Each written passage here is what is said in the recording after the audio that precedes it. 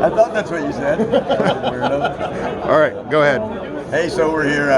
Brandon Hampton asked me if I would talk about this a little bit. So thanks, Brandon, for doing this. It'd be great to get some of this press on the web. At the California Custom Knife Show right now, so thanks to Recon One for having another great show. Massive outcome. I don't know, for those of you who couldn't make it, sorry you couldn't make it. Probably the most packed this show's ever been. So great job. Kudos to those guys. What we're going to talk about for a second is this material, SM100, also known as Hyptonite. That was a name that we personally, but we gave to the material to go along with the SM material, which the SM was for Summit Materials, which became the company who owned the intellectual property after we first came up with the chemistry as it was started at Crucible. It was my genesis. I was reading a guy named Dwyer from 1959 who was a scientist for Naval Ordnance Laboratories. He was working with shape memory alloys and the study of nitinol, which nickel, titanium, Naval Ordnance Laboratories, that's nitinol. This guy was one of the pioneers of the study of that as a shape memory alloy. It went on to fulfill several different purposes in the uses of science, but it's just the breakdown of the chemistry that became different. When I read his work, I realized, okay, he was going for hardenability, and hardenability of a material to say achieve 60 Rockwell on the C scale of a non-ferrous material has never taken place. That's never been done in all of time.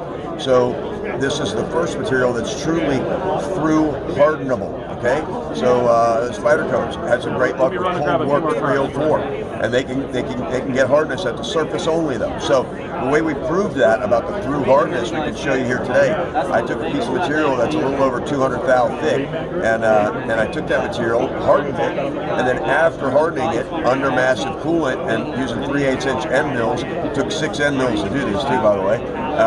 I cut steps. I think they're 15 thou per step. So I cut steps, and then I hardness tested each step. So as we look at this piece of material, you can see the indents of the Rockwell hardness tester. I have 2 hardness testers. They're both California certified, compliant and calibrated. I calibrate them every year, pay the money. There's less than half a point of deviation between any of those spots. As you can see, each step was measured in 3 different spots, and there's a half a point of deviation in all of those spots. So the thing that made the difference and why we were successful in this and why Bueller was not is one thing, specifically one thing, and it can be seen right here. This is particle metallurgy. Okay, this, as you can see, is 6Al4V titanium. That's the chemistry. Well, what makes this work and what makes it so successful and makes the word Hyptonite work is the fact that when Bueller was doing this, it was a casting that he was trying to work with. So the cooling differences led the material to segregate, and therefore through hardenability was never achievable. So he failed at that purpose, but succeeded at another purpose, which was the shape memory alloy usage, and he achieved greatness from that. So, kudos to him. So then I was thinking about it, well, why don't we look at his chemistry, alter that if necessary, but use the hot isostatic press, use the particle metallurgy technique of application to see if we can't make this material. So I first went to one of my very close friend metallurgists, Scott Duane, and asked him for his help. It wasn't his bailiwick, so he informed me of a lady named Dr. Joanne Beckman. I worked with Dr. Beckman specifically. She didn't want the project on her desk, so she gave me to Dr. Beckman, her husband, and I worked with him specifically. Then he turned me on to another guy, darn it, I forget his name. But that guy was the biggest help to me in the world because then he, in turn, got me Eric Bono. Eric Bono is a phenomenal guy, really motivated, hard worker, worked at the Pittsburgh Research Center for Crucible. And Eric and his workmate partner, Fred Yolton, I believe 40-year employee at Crucible. These 2 guys are super smart, amazing guys. Had some experience working with titanium alloys. So they were the ones that pressed through, and along with the former president, Harry O'Brien, who authorized the expenditure at Crucible, they pressed through and saw to the continue of this material as an actual item. It still took us another 2.5 years. It achieved patent in 2009, I believe, but I'd have to go back and look at the paperwork. It might have been 9 that we started, and a little later, but I will get that to you.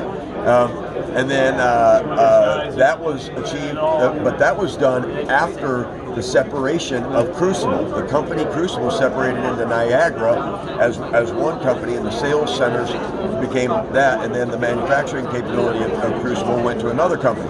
So when that took place, the intellectual property was up for grabs. There were no patents filed, and nobody had ownership. So Summit Materials garnished the ownership of that intellectual property, became the sole owners of that intellectual property until they sold it to the Rockwell family, who named that company Purus, the Latin word for purity.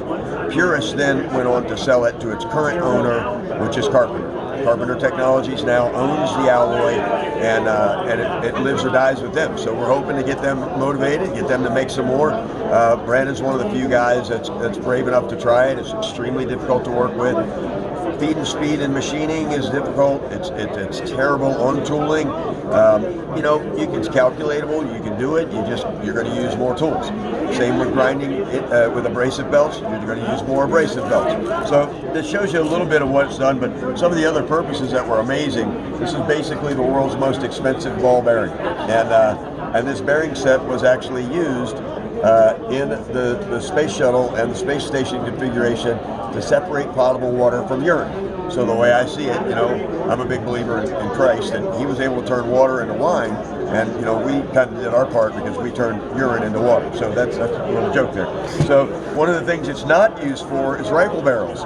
Eric and I found that out. We went to Bartline, we went to several different barrel makers, and none of them had much success doing this, trying to rifle drill SM100. So that would have been neat, because one of the great things about SM100 is abrasive wear resistance. It is so high, as a matter of fact, that another test was more applicable at explaining this insane level of abrasive wear resistance. That's called a Model factor. So anyway, you read about that one. It's pretty interesting. Good stuff on Wikipedia. Dr. Christopher Delacorte, NASA, a PhD, helped us with that. He wrote a 170-page document on this material, which is amazing, and it is publicly available. And anybody who can't find it, just email or get in touch with Brandon or myself. I'll see to it that you get a copy of that if you want to read it. This is the first knife ever made out of SM100.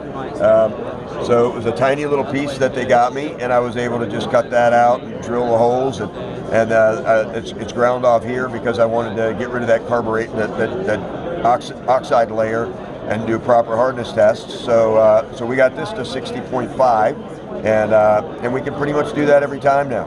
So Brandon's going to weather the storm and make the world's first high-end specialty culinary knives out of SM100. I can't wait to see it. I know he's capable of doing it. I'm excited to see that stuff take place. Thanks for your time. Awesome. Thanks. Real quick, you mentioned the steps on this. What did you guys find for the Rockwell on those pieces? That piece started off. There's tests on the flat as well. So on the flat, right here, there's 2 tests right here. Mm-hmm. So those 2 tests registered at 60.5, and everywhere along here, every one of these tested between 60 and 61. None were less than 60. None were greater than 61. Awesome. We cut each one of them with a .375-inch end mill from MA Ford, the 1200 RPMs with, I'm trying to think of the name of that dang coolant we use, but one of the regular, it's an ExxonMobil product. I forget the name of the coolant we're using, but it's we never elevated any of the surface temperature. You can touch it with your fingers the entire time that we were machining. and we never took passes greater than 15 thou. So taking heavy Z passes on SM100 is not recommended. Again, if anybody wants tooling information, I have really good tooling information for both twist drills, for precision reaming, and for edge peripheral milling, as well as slot milling. Anything, glad to help. Awesome. Thanks, Dwayne. Thanks, bro.